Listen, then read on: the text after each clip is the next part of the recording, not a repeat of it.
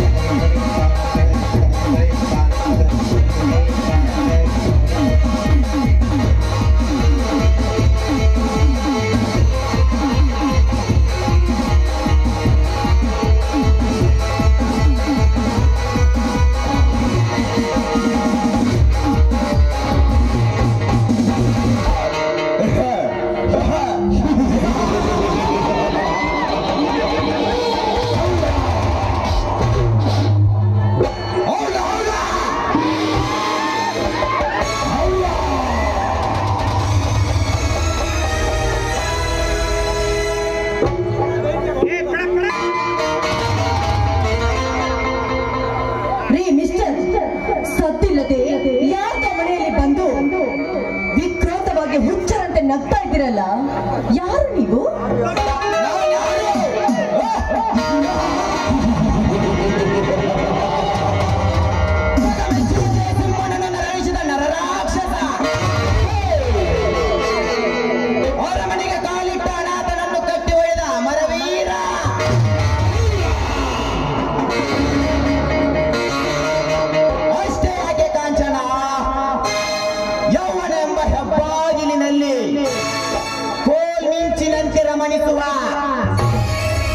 ನಿನ್ನಂತರತಿಯ ರಮಣ ಪುಷ್ಪಕ್ಕೆ ಸ್ವರ್ಗದ ಬಾಣಂಗಳ ತೋರ್ಪಡಿಸಲು ಬಂದ ಸರದಾರ ರಸಿಕರ ರಾಜ.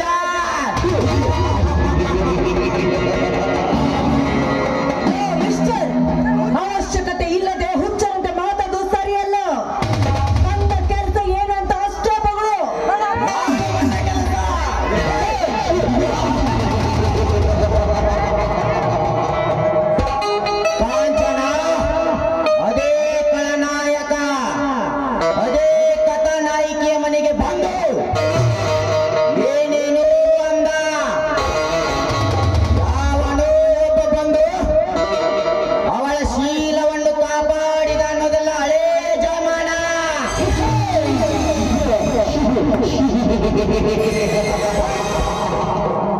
ಹೊಸದಾದ ರೀತಿಯಲ್ಲಿ ಬಹುದಿನದ ಬೇಟೆಗಾಗಿ ಬಂದಿರುವನು ಈ ಬಂಡಾಪುರದ ಗೌಡ.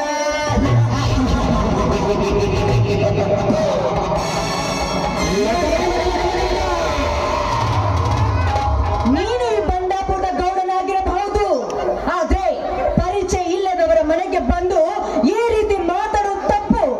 ಅಷ್ಟೇ ಅಲ್ಲ ಕಣೋ, ಅರ್ಥವಿಲ್ಲದೆ ಅನರ್ಥವಾಗಿ ಮಾತಾಡೋದು ಇನ್ನೂ ತಪ್ಪು. ತಿಳಿದುಕೊಂಡು ಮಾತಾಡೋದು ಕಲ್ತ್ಕೊ ನೀನು. ಕಾಂಚನ, ಈ ಜವರೇಗೌಡ ನಿರ್ಭಯವಾಗಿ ಬಾಯಿ ಬಿಟ್ಟರೆ ಮಾತಿನ ಮಲ್ಲ. ಅದೇ ಜನಗಳೆದರು ಜಬರ್ದಸ್ತ್ ಮಾಡಿದರೆ ಜಾಣರ ಜಾಣ.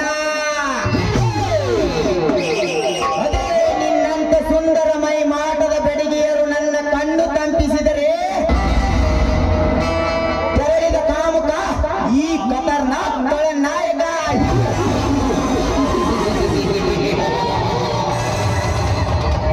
ನಾಟಕಕ್ಕೆ ಒಬ್ಬ ಖತರ್ನಾಕ್ ನಾಯಕನೂ ಇರ್ತಾನೆ, ಈ ಊರಿಗೆ ಒಬ್ಬ ಅಭಾಗ್ರಮ ಶ್ರೀಮಂತನೂ ಇರ್ತಾನೆ. ಅಷ್ಟೇ ಅಲ್ಲ, ಮನೆಗೊಬ್ಬ ಪಾರ್ಟಿ ಲೀಡರ್ ಅಂತನೂ ಇರ್ತಾರೆ. ಆದ್ರೆ ಇವರೆಲ್ಲ ರಕ್ಷಣೆ ಮಾಡೋದಕ್ಕಾಗಿ ಒಬ್ಬರು ಗ್ರಾಮ ದೇವತೆ ಇರ್ತಾರೆ ಎಂಬುದು ಮಾತ್ರ ಮರೆಯಬೇಡ. ಮಾತಾಡೋದು ಕಲ್ತ್ಕೊಂಡಿರು. ಎಚ್ಚರದಿ ಮಾತನಾಡಿ ತಾತ್ಪರಿಸಿ ನಟಿಸಲು ಉಚ್ಚ ಚಿತ್ರದ ನಟ ನಾಯಕ ನಾನಲ್ಲ ಕಾಂಚನ.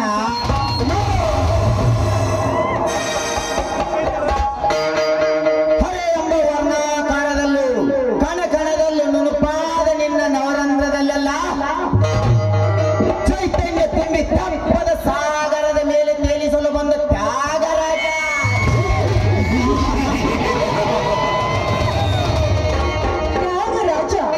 ತ್ಯಾಗರಾಜ ಎಂಬ ಹೆಸರಿನ ಅರ್ಥ ನಿನಗೇನಾದ್ರೂ ಗೊತ್ತಿದೇನು? ರಾಜ ಮಟ್ಟಕ್ಕೇರಿದ ಜನರೆಲ್ಲ ಹೆಂಡತಿ ಮಕ್ಕಳನ್ನು ತ್ಯಾಗ ಮಾಡಿ ಹೋಗ್ತಾರೆ. ಅಷ್ಟೇ ಅಲ್ಲ, ಕಲಿಯುಗದಲ್ಲಿ ರಾತ್ರಿ ವೇಳೆಯಲ್ಲಿ ಊಟ ಬಟ್ಟೆನೆಲ್ಲ ಬಿಟ್ಟು ಬಟ್ಟೆ ಇದೆ ಎಂದು ಮೈಮೇಲೆ ಸವರಿಕೊಂಡು ಹೋದರಲ್ಲ ಆ ಬುದ್ಧ, ಅವನು ಕಣೋ ತ್ಯಾಗಿ. ಅಷ್ಟೇ ಅಲ್ಲ, ಹೆಣ್ಣು ತನ್ನ ಶೀಲಕ್ಕೋಸ್ಕರ ತನ್ನ ಕೊರಳ ಕುಡಿಯನ್ನೇ ಕತ್ತರಿಸಿ ಕೊಂದಲ್ಲ ಆ ಕಡ್ಲಿ ಮತ್ತೆ ಕಾಶಿ ಬಾಯಿ, ಅವನು ಕಣೋ ತ್ಯಾಗಮಯಿ. ಬಂದ ಕೋಲಷ್ಟೇ, ಬಂದ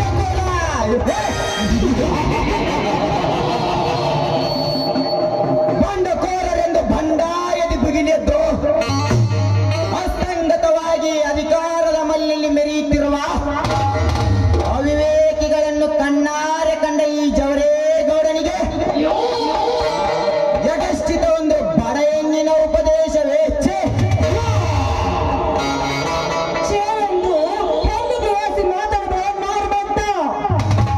ನಿನ್ನಂತ ನಾಯಿಗಳಿಗೆ ಜನ್ಮ ನೀಡಿದ್ದು ನನ್ನಂತ ಹೆಣ್ಣೆಂಬುದು ಮಾತ್ರ ಮರೆಯಬೇಡ. ಚಿತ್ತ ಒಂದು ಹೆಣ್ಣಂತ ಬೊಗಳ್ತಾ ಇದೆಯಲ್ಲ, ನಿನ್ಗೆ ಜನ್ಮ ನೀಡಿದ್ದು ನಿನ್ನಂತ ಹೆಣ್ಣು ಅಂದಾಗ ಅದನ್ನೆಲ್ಲ ಮರೆತು ಕಟ್ಟುಕಳತನ ವರ್ತನೆ ಮಾಡುವಣ.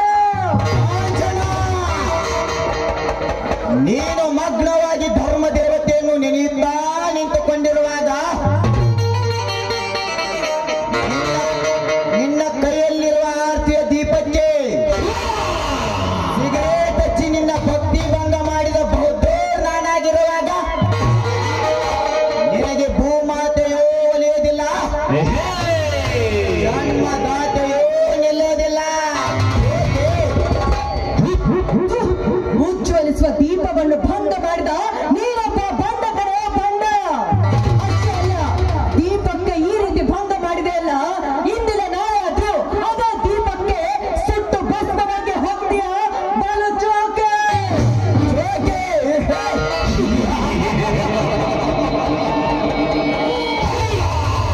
ಬೆಂಕಿಯ ಬಿರುಗಾಳಿ ಬಿಟ್ಟರು ಭಯ ಪಡದ ಈ ಭಂಡನಿಗೆ ಭವಿಷ್ಯತ್ತಿನಲ್ಲಿ ಭಯದ ವಂಚು ಹಾಕುತ್ತಿರುವ ಯಾವ ವಲಸು ಹೆಣ್ಣೆ.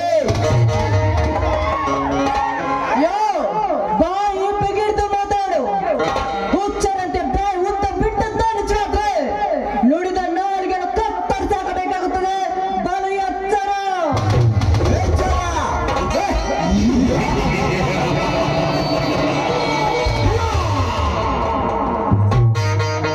ಕಾಂಚನ, ನಿನ್ನಂತ ಮದವೇರಿದ ಮದನಾರಿಯರ ಮದವಿಳಿಸುವ ಮದಗಜ ನಾನಾಗಿರುವಾಗ ನನಗೆ ಎಚ್ಚರದ ಸಂದೇಶ ರವಾನಿಸುವೆ ಆ ನೀಚ ಹೆಣ್ಣೆ. ಅಹಂಕಾರವನ್ನು ಆಲಂಗಿಸಿಕೊಂಡು ಹೆಣ್ಣಿನ ಬಗ್ಗೆ ಈ ರೀತಿ ಮಾತಾಡ್ತಾ ಇದ್ದೇನೆ ಕೊಂಡೆ ಅಂತವಳೆ. ಹೆಣ್ಣಿನ ಗತ್ತು ನಿನಗೇನು ಗೊತ್ತು? ಹೆಣ್ಣು ಒಂದು ವಿಶ್ವರೂಪಿಣಿಯ ಹೆಣ್ಣಿನ ಸತ್ತು. ಸ್ವತ್ತು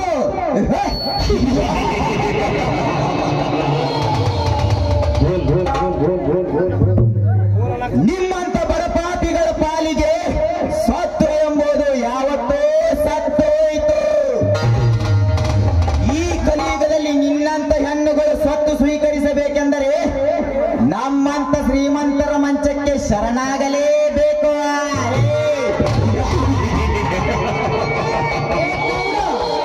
ಸ್ವತ್ತು ಸಿರಿ ಸಂಪತ್ತಿನ ಬಗ್ಗೆ ಮಾತಾಡ್ಬೇಡ ನಾಯಿ ಅಂತವಳೆ.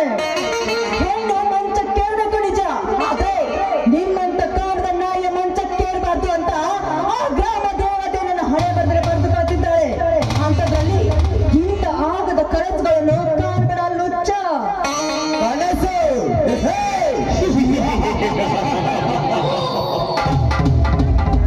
ಮುಲ್ಕು ಧರ್ಮಶಾಲೆಯಲ್ಲೊಬ್ಬ ತಿರುಕನೂರು ಕನಸು ಕಂಡಂತೆ ಕೈ ನೆಲಕದ ಕನಸು ಕಾಣುವವನಲ್ಲ ಕಾಂಚನ ಈ ಖಳನಾಯಕ.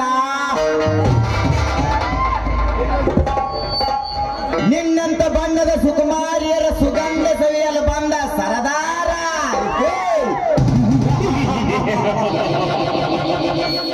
ನೀನಿನ ರಸಿಕತೆ ಮಾತುಗಳಿಗೆ ಬೆಂಕಿ ಹಾಕ. ನಾಯಿ ಅಂತಾನೆ ಈ ಹೆಣ್ಣು ಕಂಡ ಕಂಡ ಗಂಡಸರಿಗೆ ಸುಗಂಧ ಬೀರೋದಕ್ಕೆ ಮೈಗೆ ಹೂವಲ್ಲ. ಮೈ ಮುಟ್ಟಲು ಬಂದ್ರೆ ಕೈಗೆ ಚುಚ್ಚುವ ಗುಲಾಬಿ ಹೂವು ಈ ಹೆಣ್ಣು. ಪ್ರೀತಿಯ ಸಂಕೇತದ ಗುಲಾಬಿಯೇ ನೀನಾಗಿರುವಾಗ ಮತ್ತೇಕೆ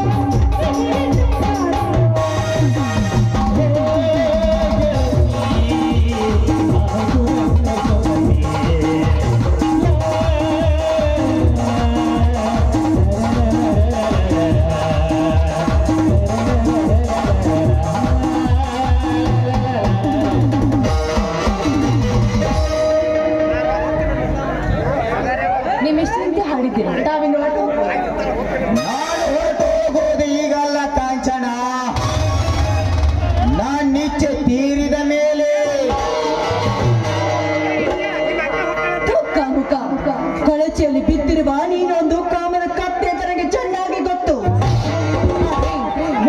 ಸಿಕ್ಕಿದರಂತ ಬಲಾತ್ಕಾರ ಮಾಡಲು ಪ್ರಯತ್ನ ಪಟ್ಟಿದ್ದ ನಿಜವಾದ್ರೆ ನಿನ್ನ ಪರಿಣಾಮ ನೆಟ್ಟಗಿರೋದಿಲ್ಲ.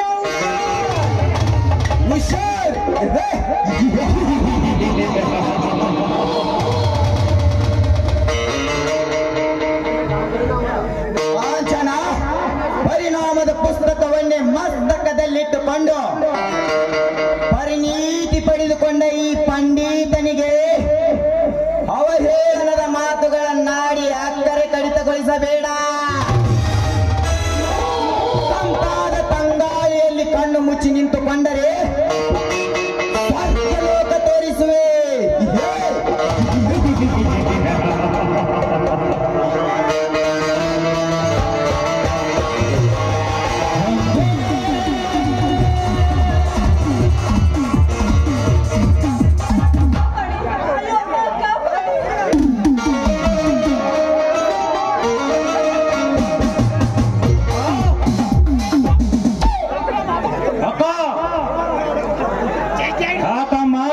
ಕಿರ್ಚಕೊಂಡೆ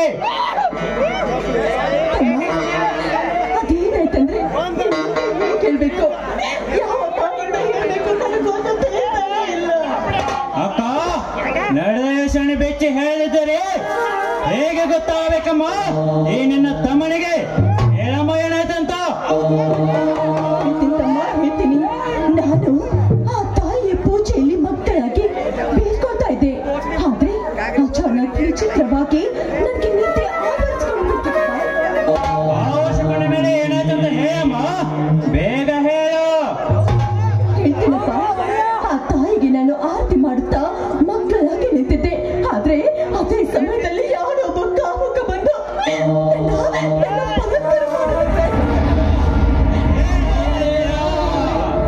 ಕಣ್ಬಿಟ್ಟು ನೋಡಿದ್ರೆ ಇದನ್ನು ಕೆಟ್ಟ ಕನಸಾಗಿತ್ತು ಅಷ್ಟೇ.